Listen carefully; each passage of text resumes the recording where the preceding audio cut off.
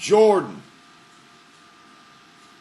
Other than the Will to Survive, pardon me. Other than the Will to Survive demo, is there any other unreleased Pantera material? If so, will it see the light of day? Jordan! You know, I've got some crazy 4-track bullshit that me and Dimebag did together that will probably never see the light of day. But other than that, as a band, no! We were not ones to waste riffs nor time. And even look, you look at the track, The Will to Survive. One of the riffs in there, I believe the bridge riff is in another song, you know, later in our careers. How you like that? Careers. But later in our recording catalog, on a different record. So, anyway, you know. What else you got?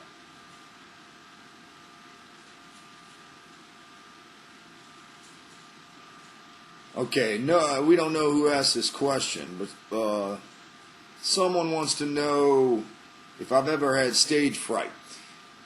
You know, stage fright. You know, I guess there's been times when I was a kid. You know, I was always the youngest guy in the band back when I was in my teens and stuff. So we'd be playing bars, so I'd have to sneak in and play the set. So I guess there was some apprehension about that. But normally, you know, it depends. You know, you got to understand, you know, it's not like I was born and I joined Pantera and we were all four immediately in front of huge audiences. You know, we had to work our way up, you know.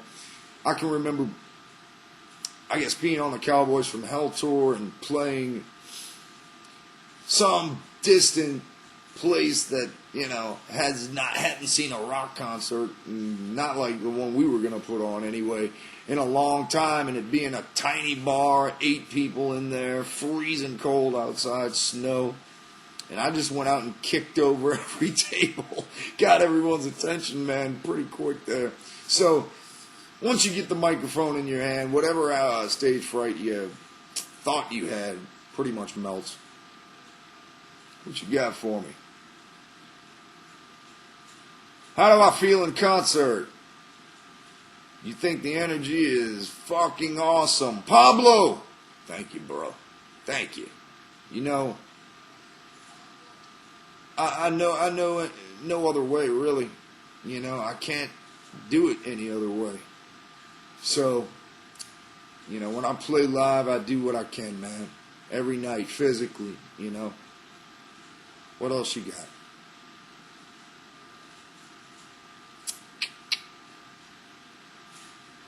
Horseshoe. How do I keep my voice in shape? How do I work it out? Honestly, man, I go through the old school scales that I learned way back in the day. Oh, every vowel. And you work that way up. Do every single vowel. A, E, I, O, U, and even sometimes Y if you prefer. So, sing that way. But then, you gotta start screaming eventually. Scream it raw, practically. You got to build a callus on your throat. And that means singing every week, pretty much. You know. And is my voice in shape right now? Piss no. Piss no. I'd have to do those very warm-ups I just explained to you. What do we got here? Any possibility for a housecore tour like Arson Anthem opening for Down? Casey, you're reading my mind from a distance, Jack. You know, that is something that we've been thinking about for a long, long time. You know, putting together War Beast, Harp, Pony Killer, all the housecore bands, Cavalcade, Arson, I Hate God, even Crowbar, whatever, you know, get them all. You know, I would love to do multiple cities with these packages, stuff like that in the future. So look for it.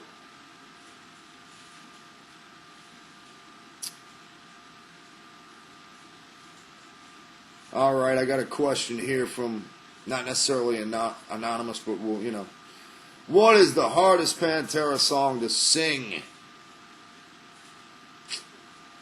You know what the truth is? I'd have to say The Great Southern Trendkill, because I cannot get a breath in between. I never could. That was an impossible song. I learned a heavy lesson on that song. Filling up all the gaps, I've heard it done too many times as well, so. What else here?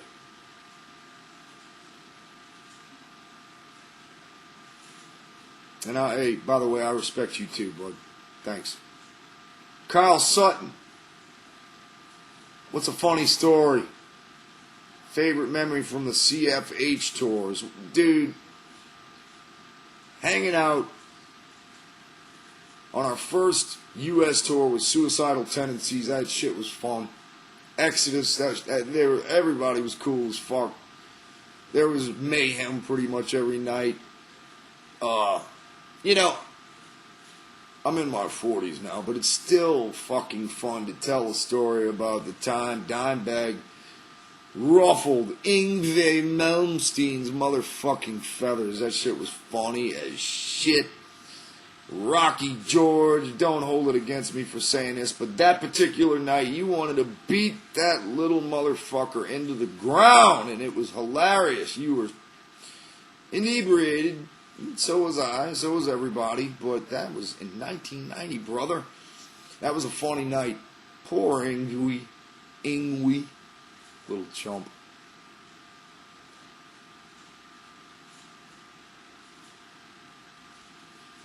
Robert Larson.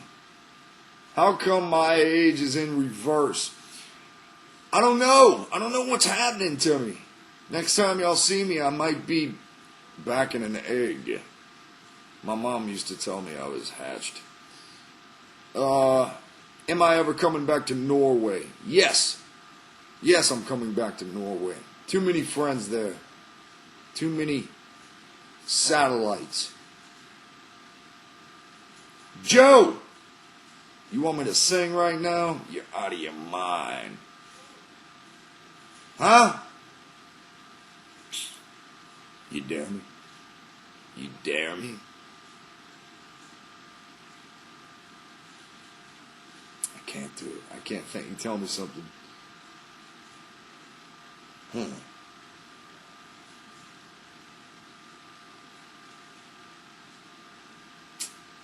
Nothing's coming to mind, man. Reverend, is this some conspiracy? Yeah, something like that. Crucified for no sins, her image beneath me. There you go, Joe. All right. Aaron Haynes. How did it feel the first time Pantera reached platinum status? What was that like for you? That was a great achievement, Aaron. Unbelievable achievement, man. Once again, very unexpected.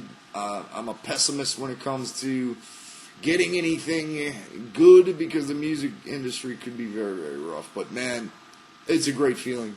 Really, really great feeling. Josh. How did I do the guest vocals on Vision of Disorder?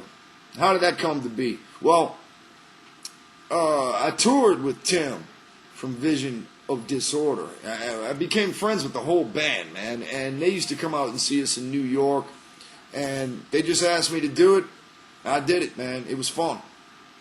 And I miss them guys. Hope they're all doing good. VOD, damn. Sean Roberts, non-music question. All-time favorite boxer. God, man, y'all are making it so tight, man. Gotta love Ali. Gotta love Marciano. Gotta love Tyson in his prime. I love Lennox. I love Sugar Ray Leonard. I love Roberto Duran. Manos de Piedras. I could go on and on, man. Thomas Hitman Hearns, Alexis Arguello, Aaron Pryor. Have to add that in. Horror films today. What's my view on them? You know, it's hit and miss. Hit and miss, man. I gotta say, you know, right now they got that Let Me In movie. And I'm sure most of you horror buffs out there already know that, you know, that's a Swedish film called Let the Right One In. And they remade it for America. And it's called Let Me In. I'm not sure how it's going to come off. You know, when you're watching a movie from Europe, a European film, there's a certain flow and a certain style to it. You know, especially as a horror fan. There's atmosphere to capture. Actually, personally, Let the Right One In is a great, great movie. I'm not going to say great, but it's very, very good for a modern horror film. So, Alan Gibson. Are there any plans for more expanded albums, editions in the future, like Vulgar Display and whatnot? You know, Alan, I don't see why not, brother. You know? I love to celebrate everything that Pantera did. You know, it's very important. You know, of course, Dimebag comes to mind. You know, that's great. So.